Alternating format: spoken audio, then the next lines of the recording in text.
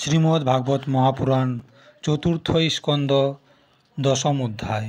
ধ্রুব প্রজাপতি শিশুমারের কন্যা ভূমিকে বিবাহ করলেন এবং তাদের থেকে কল্প এবং বৎসর নামে দুটি পুত্র উৎপন্ন হল। মহাবলী ধ্রুবর দ্বিতীয় স্ত্রীর নাম হল ইলা। তিনি বায়ুর কন্যা ছিলেন।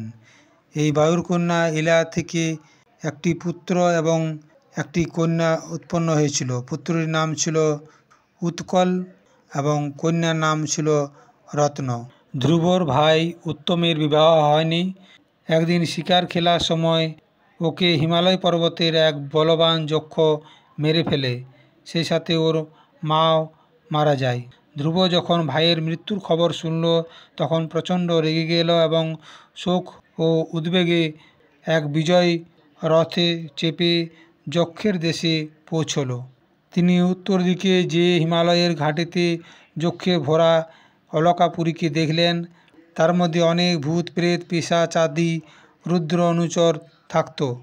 সেখানে পৌঁছে মহাবাহু ধ্রুব নিজের শঙ্খ বাজালেন এবং সম্পূর্ণ আকাশ ও চারিদিকে সেই শব্দ প্রসারিত হলো। সেই শঙ্খধ্বনি শুনে যক্ষ পত্নীরা তারা ভয়ে কেঁপে উঠল। মহাবলবান যক্ষ বীরগণ সেই শঙ্খনাদ সহ্য করতে পারল না। তারা সেই জন্য বিভিন্ন ধরনের অস্ত্র শস্ত্র নিয়ে সেই নগর থেকে বেরিয়ে এলো এবং ধ্রুবর উপর আক্রমণ করল। মহারথী ধ্রুব প্রচণ্ড ধনুর্ধর ছিলেন। তিনি একসাথে তাদের সঙ্গে প্রত্যেককে তিনটা করে বাণ মারলেন। যখন তাদের শরীরে 3টা করে বাণ লেগে গেল তখন তারা বিশ্বাস করলো যে আমরা নিশ্চয়ই হেরে যাব। তখন তারা ধ্রুবর এই অদ্ভুত কাজের জন্য পরাক্রমী ধ্রুবকে প্রশংসা করলেন। তারপর যেমন সাপের লেজে পা দিলে সাপ সহ্য করে না, তেমনি ধ্রুবর এই পরাক্রমকে তারা সহ্য করতে পারল না। তারা একসাথে সবাই 6টি বাণ ছাড়ল। যক্ষের সংখ্যা ছিল 1,30,000। ওনারা ধ্রুবর প্রতি বদলা নেওয়ার জন্য অত্যন্ত কুপিত হয়ে রথ এবং সারথি সহিত তাদের উপর বিভিন্ন ধরনের অস্ত্র শস্ত্র নিয়ে অস্ত্র বর্ষণ করতে লাগলো। তারা এতগুলি অস্ত্র শস্ত্র ছেড়েছিল যে ধ্রুব সেই অস্ত্রের দ্বারা ঢাকা হয়ে গিয়েছিল। তখন কেউ তাকে দেখতে পাচ্ছিল না। সেই সময় সিদ্ধগণ আকাশ থেকে স্থিত হয়ে এইসব দৃশ্যগুলি দেখছিলেন। তারা সবাই হাই হাই করে বলতে লাগলেন, আজ যক্ষ সেনারূপ সমুদ্রে ডুবে এই মানব সূর্য অস্ত হয়ে যাবে। যক্ষগণ তাদের বিজয় ঘোষণা করল এবং সিংহের মতো গর্জন করতে লাগলো। ঠিক সেই সময় ধ্রুবর রথগুলি একে একে হঠাৎ প্রকট হলো।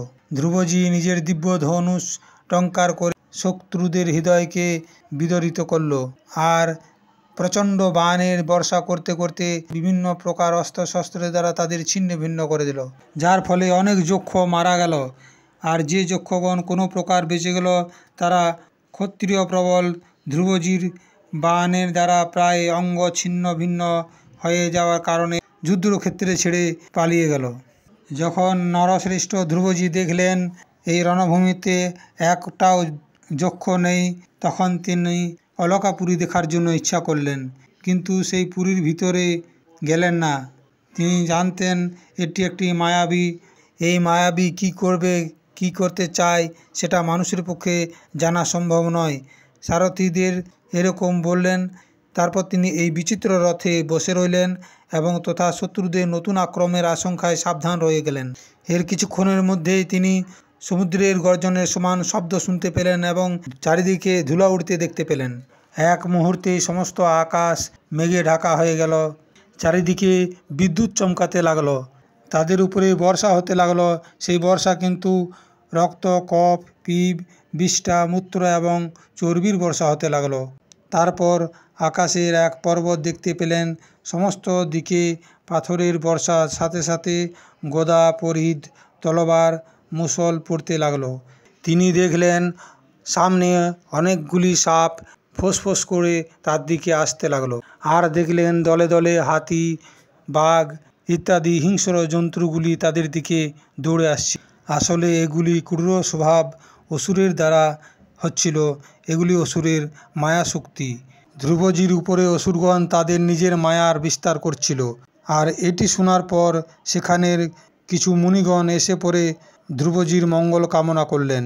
মুনিগণ বললেন, শরণাগত ভগবান নারায়ণ তোমার শত্রুদের সংহার করবেন। ভগবানের তো নামই হলো এরকম, যাহার শ্রবণ এবং কীর্তন করা মাত্রই মনুষ্য দুস্তর মৃত্যুর মুখ থেকে অনায়াসে বেঁচে যায়।